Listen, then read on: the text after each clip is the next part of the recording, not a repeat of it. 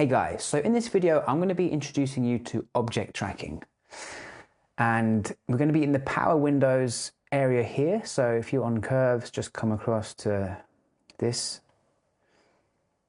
and now we've got a selection of shapes. And guys, when I make my node tree, I like to have basically a few of these set up that I can easily access. And basically I like to have a shape that can fit a face and a shape that can fit a body and maybe a vignette. So let's start with a shape that can fit a face. So we're going to hit the circle. Let's make it a little bit smaller. This.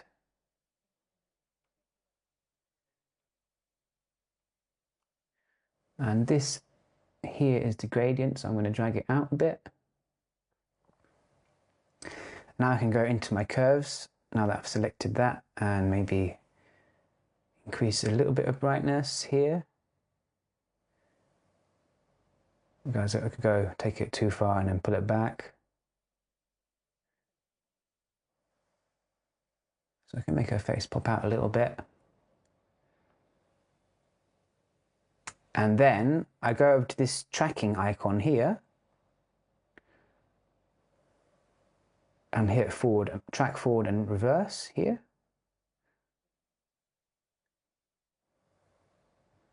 And now it will go through the video and just follow her face. So guys, that's the first way of using the track. Let's check it out. So it's probably a little bit bright or a little bit too focused on her face. So let's disable that node and make a kind of body-sized window.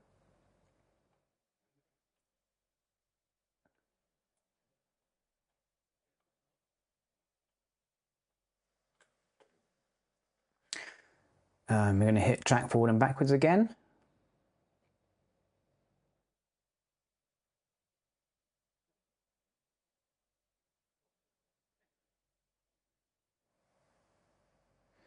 So now it's selected her whole body, and now I'm going to increase the exposure a little bit.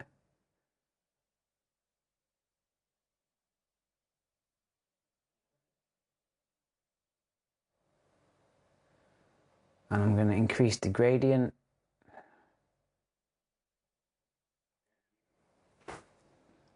So you see now it's probably more subtle effect than if we just did her face, which sort of seems a little bit obvious. But now that we've done her whole body, it's kind of working a bit better. And I could have also just done both of them like this.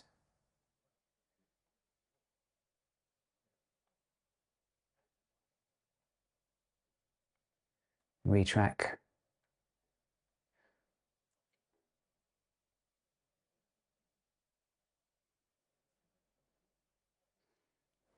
And then add exposure and do them both a bit. Or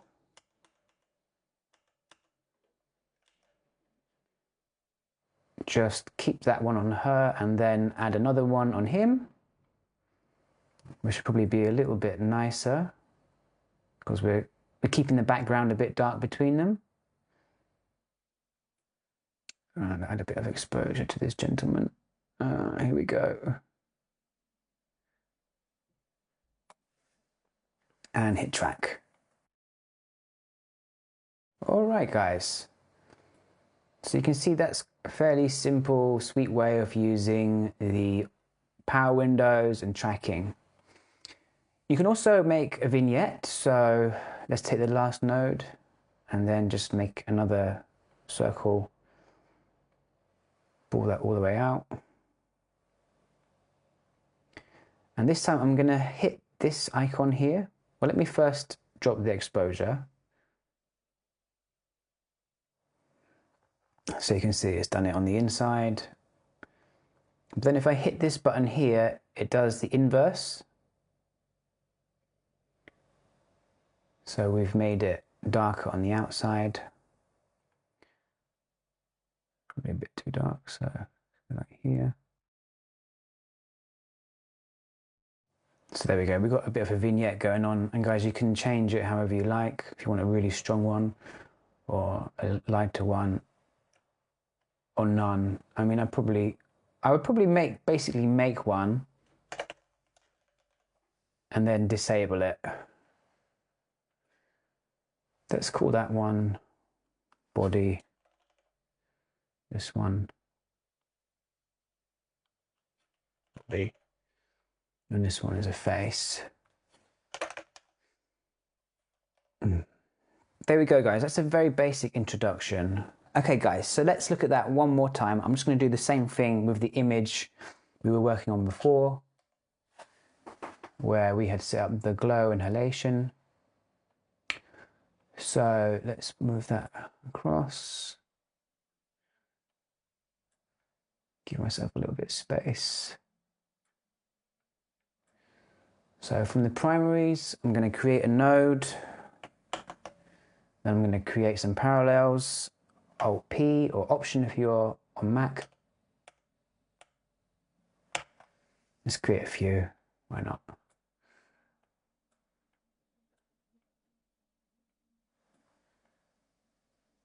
So let's create a little face one here. And guys, we probably select her face.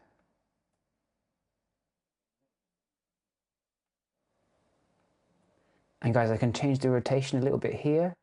So I'm selecting her face a bit better. I'm going to make the gradient a bit larger. And I'm going to add a little bit of exposure. Quite like it around there. I think I need to make that gradient a bit more, so it's not too obvious. Then hit track.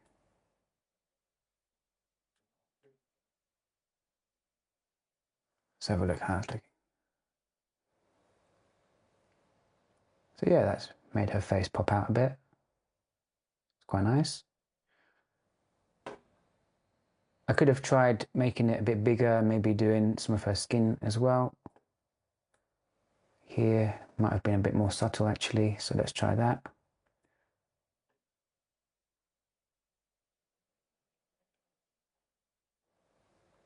I think that's better really, because when it's just their face, it's making the neck and the chest look a bit dark.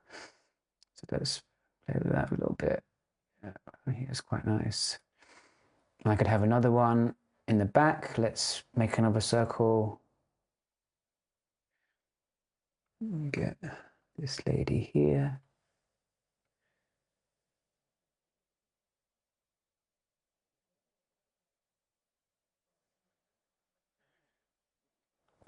Need some more softness. So I can also adjust the softness here, which is basically the gradient.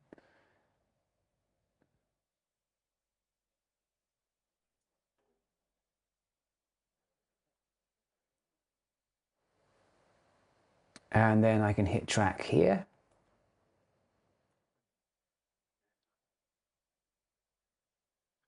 Let's have a look at that. So yeah, there we go. And I could even add a third one on the lady at the bottom.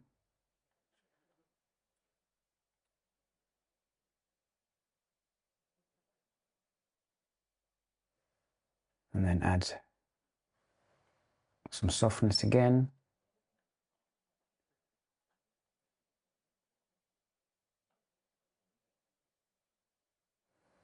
I don't want to make her as bright as the bride. I want the bride to really stand out here. So maybe even this lady behind her, I can dim her down a little bit. I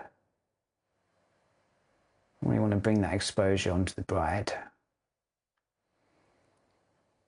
And guys, you can also, for example, add some mid-detail, specifically where you want it to be. So made her face a bit sharper there.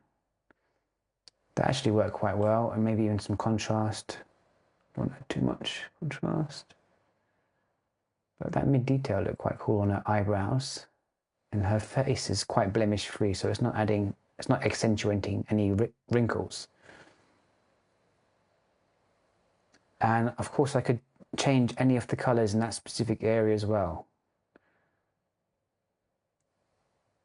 But I probably wouldn't do that. Just something to know. I can also, if I press copy and paste here, I've doubled it up, but I could, for instance, select the inverse and undo this curve, and then I could make it darker, maybe. I wanted to make her face stand out.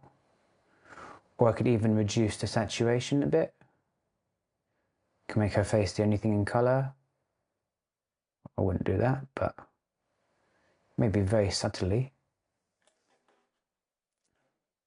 I don't think that's necessary, guys. I'm just sort of showing for a demonstration. It's nice to have all the color in the image there. All right, so, and then yeah, we can make a vignette again.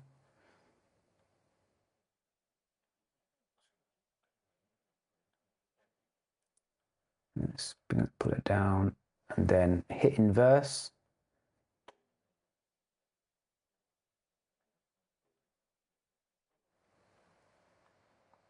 All right, guys. Find out this is the simplest way to use Power Windows, and the AI works quite well. Sometimes, guys, if you find the mask is sort of flipping, we can go onto this tracker and you can start disabling some of these. If you find it's moving too much, you can start disabling these. You can disable rotate, you can disable zoom,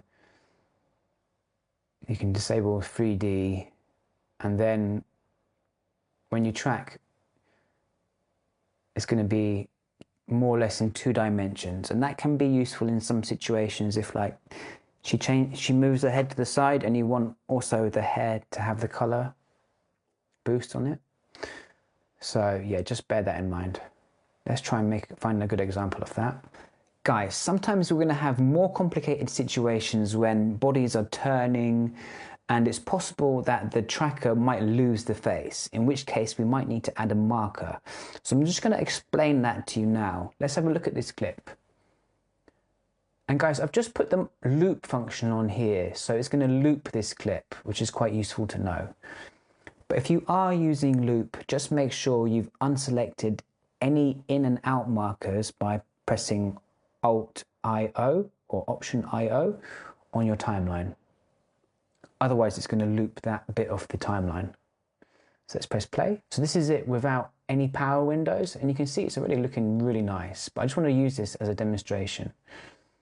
So let's pause the frame about here, and then I want to put a spotlight on the bride using one about face size.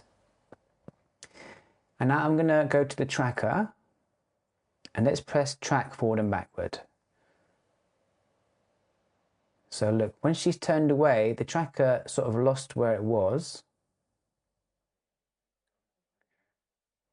And again on this side, it lost where it was because it got caught on the arm, because her face went behind the arm.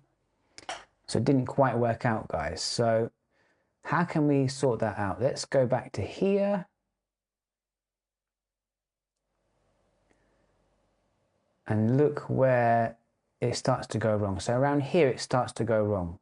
So guys, I'm going to go over and click frame. And then I'm going to add one of these key points here.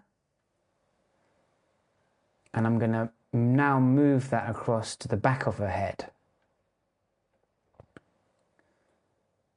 And now let's hit track forward.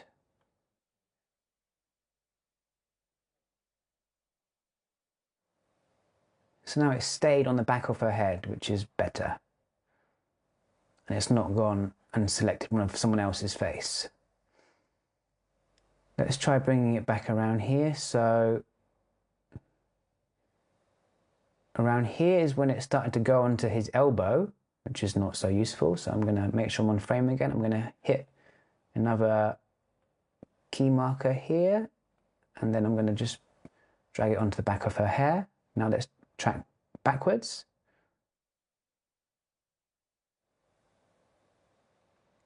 And that's fine. So guys, you may need to key this tracker window a little bit just to make sure it stays on her face. Okay guys, So we just looked at using the standard surface tracker, the power window with the basic tracking to select an area and to increase the exposure. And guys, that's the fastest way of doing things, and that's how I mostly work when I'm editing a wedding. Let's have a look now. I'm going to add a circle. So let's just select this couple. Do a very rough job, and then hit track, and then hit forward, track forward and backwards, which is this button.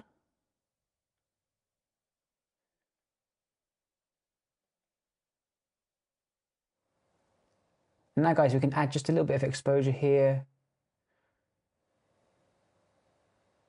And we may want to increase the softness of that. That down. So guys, we've made a very quick enhancement of exposure in the middle, but we can see that has affected the background a bit. We're seeing some brightness in the leaves here, which maybe we don't want to see. And if we want to get rid of that, what we can do is use the magic mask. So let's reset that. Let's reset all this tracking, get rid of it all. And now let's head to the magic mask here. Okay guys, so let me explain the magic mask to you. It's a fairly complicated tool to master, and I didn't use it for a very long time because I was just getting it wrong. And I want to explain to you now how to do it properly. So when it first comes to using the magic mask, we want to get a frame in the video which is going to be the best representation of what we want to select. So if we're here, it might be a bit difficult to see the area in between the couple. So if we come to like around here, now we can see the area in between and we can see a clear view of the couple. So let's put this plus pipette here and then start drawing around.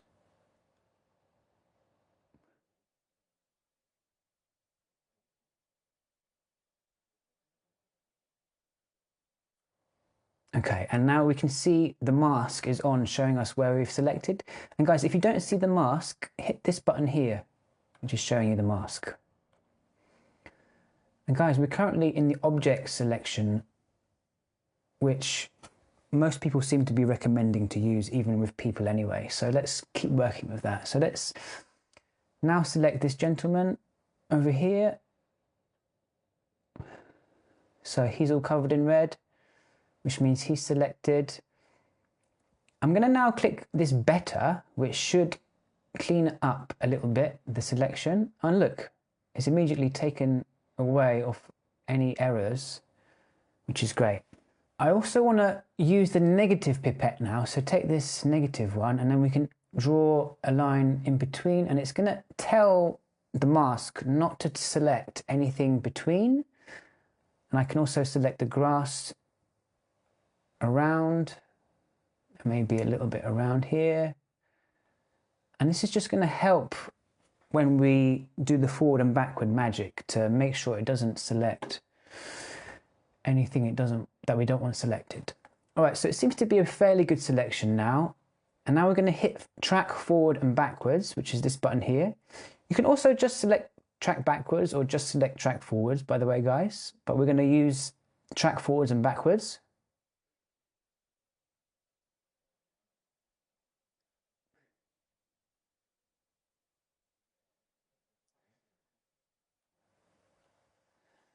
Okay, let's watch that. And it's done a pretty good job, guys. This is a particularly difficult one to track because, guys, look, at some point she's completely turned her back, and so the mask is struggling a little bit.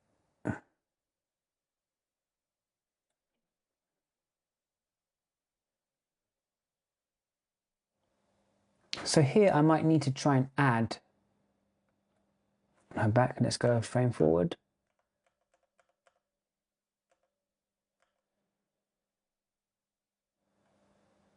I need to track backwards now.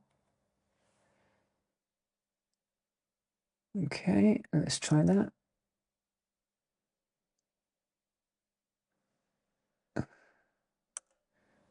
That seems to have worked well. I feel like his face was unmasked briefly at some point in this frame. So let's zoom in a bit. So I need to add a mark to his face. And now I need to track forwards again.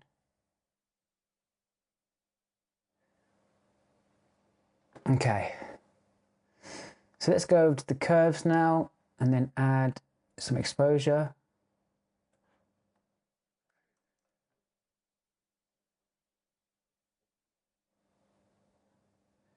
And guys, that's worked quite nicely. I did still see a little flash on her back. So guys, let's try that again because the mask kept missing her back. I'm going to try this time just starting by selecting her back. So let's press Alt S. Now I'm going to select the magic mask.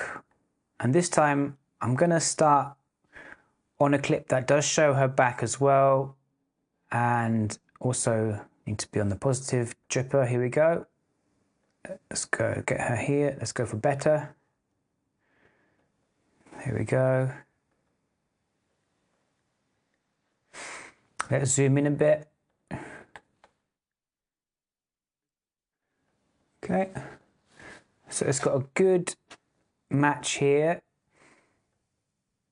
And guys, when it says black and white, white is anything that's selected. So if we enhance clean black, it's going to just make the edges a bit more defined, although they're already very good. And clean white can clean the edges that are selected. So we seem to have quite a good match now, and now that it's got her back, hopefully if we play forward it will get her whole body. Let's try. So I'm going to go forward.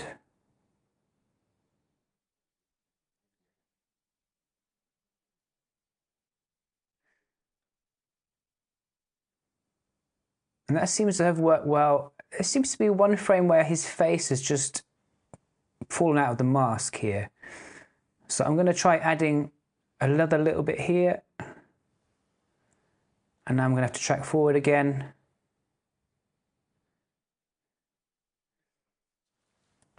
And that all seems legit now. So let me just switch to the exposure tool. Now I can lift up the exposure and it should affect them and not affect the background. There we go. That's working nicely now. And the exposure, yeah, it looks really nice with that exposure actually. It's a little bit on the strong side, but it's nice. Let's try another clip. This is a much simpler clip. Let's go with the magic mask. I'm going to select this gentleman, this lady, and then track forward.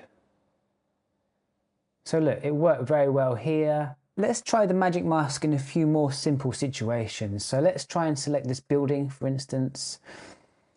Let's hit the tracker here. So we've got the mask and we're going to draw on this building.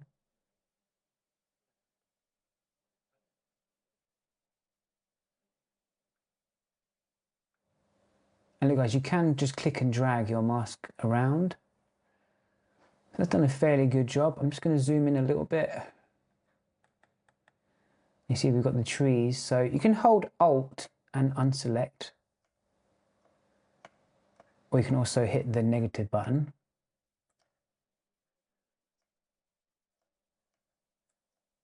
Oh, so this is off. Yeah, that's better. And let's have the positive one.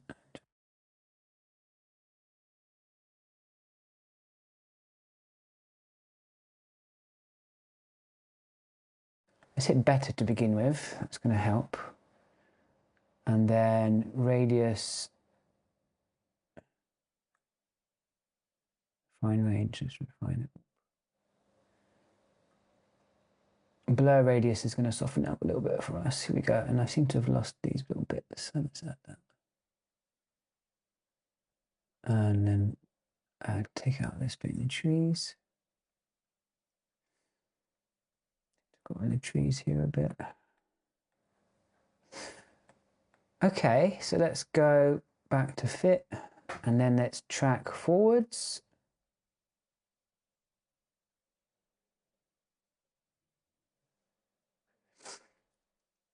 And then we can apply a little bit of exposure if we want, or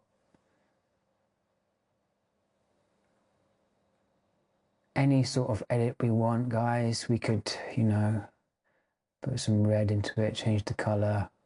I wouldn't do that. I mean, it was looking pretty good to begin with, to be honest. I'm just sort of testing out the tracker here, guys. So yeah, in more simple situations, it does a pretty good job.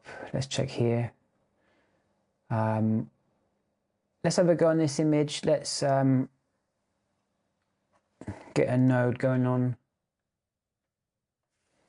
And have a little track. Where's the magic mask? Here we go. Let's select the bride here. And let's select this gentleman here.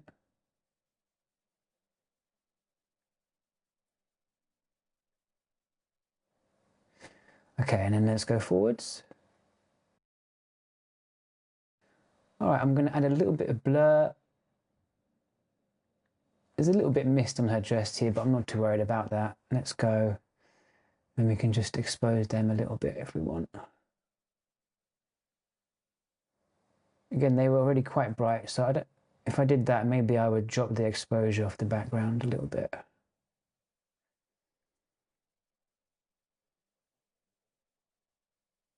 Left on the backs a little bit. And then on the mask, I can just pop them out a bit. So let's go back to where we were with this clip and let's take out the body highlights we did before. Well, let's just wipe those effects out and utilize a magic mask. Make sure the highlight area is on so we can see what's going on, and we're going to select the bride. I'm going to select this gentleman here and their hands and the skin. And then we're going to go track forward.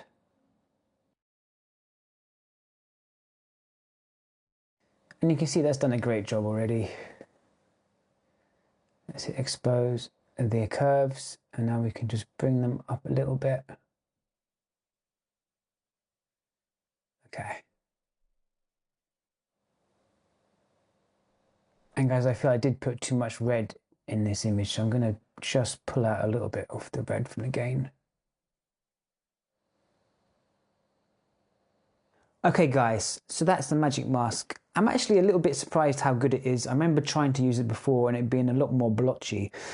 But I guess they've improved it with these latest versions. So yeah, highly recommend checking it out.